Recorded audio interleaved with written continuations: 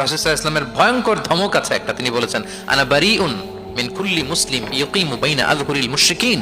আমি ওই প্রত্যেক মুসলমান থেকে আমি বারি, তার কোনো দায়ভার আমার নাই যে অমুসলিম ভূখণ্ডে মুশরিকদের সাথে থাকে। গভীর হুঁশিয়ারি, সতর্কবার্তা, ওয়ার্নিং। অমুসলিম দেশে ব্যবসা করতে যাবেন অস্থায়ীভাবে, ওকে। চাকরি, ওকে। চিকিৎসা পারপাস, ওকে। পড়াশোনা, ওকে। কিন্তু স্থায়ীভাবে যদি কোনো অমুসলিম দেশের পাসপোর্ট নিয়ে থাকতে হয়, স্থায়ীভাবে, of course it should be with the intention of দাওয়া।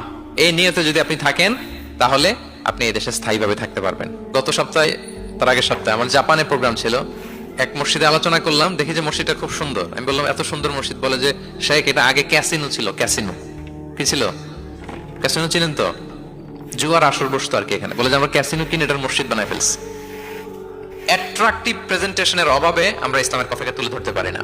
ওরা যে মতবাদ, ওদের যে ডক্ট্রিন, ওদের যে আইডিওলজি, ওদের যে চিন্তা চেতনা, এই বস্তা পচা মতবাদকে ওরা সুন্দরভাবে বিউটিফাই করে, ফান্ডিং করে, এমন প্যাট্রনেজের সাথে গোটা বিশ্বে আনে, চোখ ধাঁধানো মনে হয়। কিন্তু আমাদের প্রপার প্রেজেন্টেশনের কারণে আমরা ইসলামকে নন মুসলিম বন্ধুদের কাছে তুলে ধরতে পারি না। এজন্য আমরা অমুসলিম দেশে যারা থাকি, এটা আমাদের সবার দায়িত্ব। We all are the ambassador of Islam in a non Muslim land. প্রত্যেকে আমরা ইসলামিক অ্যাম্বাসেডর। আপনাকে দেখে ওরা ইসলামকে জাজ করবে। আপনি যদি মিথ্যা বলেন তো আপনার গালে দিবে না, বলবে মুসলমানরাই এরকম, ঠিক কিনা? আপনি লেনদেনে যদি কারচুপি করেন, বলবে মুসলমানরাই এরকম। এজন্য আপনাকে অ্যাম্বাসেডরের ভূমিকা পালন করতে হবে নন মুসলিম দেশে। এবং নন মুসলিম দেশে স্থায়ীভাবে যদি কেউ থাকতে হয়, তার দাওয়াতের নিয়তে থাকতে হবে। It's a must, I repeat. অমুসলিম দেশে ব্যবসা করতে যাবেন অস্থায়ীভাবে, ওকে। চাকরি, ওকে।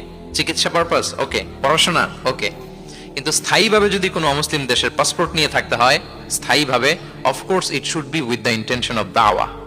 দাওয়াতের নিয়তে থাকতে হবে। যেমনটি রাসূল সাল্লাল্লাহু আলাইহি ওয়াসাল্লাম সাহাবারা ইসলামের সুমহান বাণীকে প্রচার করার জন্য অমুসলিম ভূখণ্ডে ছড়িয়ে পড়েছেন। এজন্য যারা পাসপোর্ট পেয়ে গেছেন সাউথ কোরিয়ার, অথবা এদেশে আছে নাকি সিস্টেম পাসপোর্ট পাওয়ার? আছে?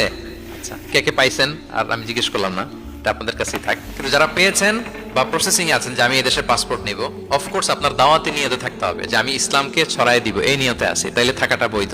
তা না হলে অমুসলিম ভূখণ্ডে কোনো মুসলিম স্থায়ীভাবে বসবাস করতে পারবে? রাসূল সাল্লাল্লাহু আলাইহি ওয়াসাল্লামের ভয়ঙ্কর ধমক আছে একটা, তিনি বলেছেন আনা বারিউন মিন কুল্লি মুসলিম ইয়কিমু বাইনা আযহুরিল মুশরিকিন। আমি ওই প্রত্যেক মুসলমান থেকে আমি বারি, তার কোনো দায়ভার আমার নাই যে অমুসলিম ভূখণ্ডে মুশরিকদের সাথে থাকে। গভীর হুঁশিয়ারি, সতর্কবার্তা, ওয়ার্নিং।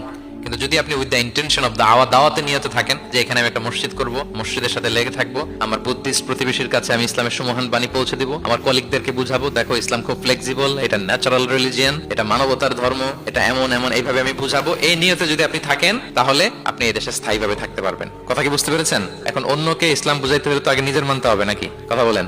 আপনি